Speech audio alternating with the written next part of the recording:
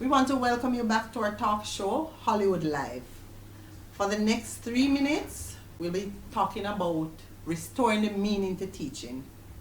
And what we've noticed is that over the years, teaching has lost its meaning. What we notice that many teachers today are frustrated in the classroom with the children, and they no longer display the professionalism that is needed for our continued development of our children. So today we want to talk with one teacher who has managed to maintain the meaning of teaching. She's no other than Miss Claudette Card-Canigan, who has been serving in the capacity of both principal and teacher for the past 11 years. Welcome, Mrs. Canigan. Thank you, thank you. Now today we want to ask you 3 questions. The first one we will ask is, what is your experience like a teacher and principal? Well, I must say, to be effective as a principal and teacher, I must say that it is a very difficult task. It's not easy. It's hard work, and it can be very time consuming. Good. All right. So the next question we will ask is, what do you think? Has teaching lost its meaning altogether? Well, I would say that teaching is gradually losing its meaning. As a teacher personally, I find myself bombarded with a lot of work in the classroom. I would say it's not necessarily a bad thing, but it can be very overwhelming. And this is because it gives me little or no time to really connect with my students as I would love to. And so, it's really challenging, as a teacher. Added to this is the lesson planning. That too can be very time consuming. I can just imagine. Yeah.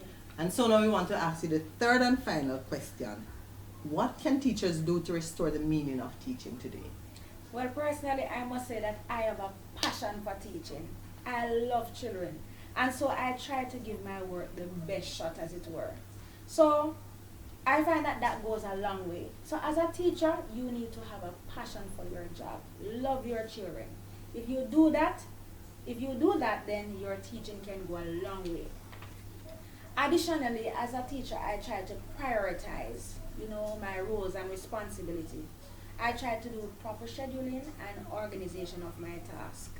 I also try to work closely with my fellow teachers, seeking their suggestion, on certain situations to see how I can do things differently.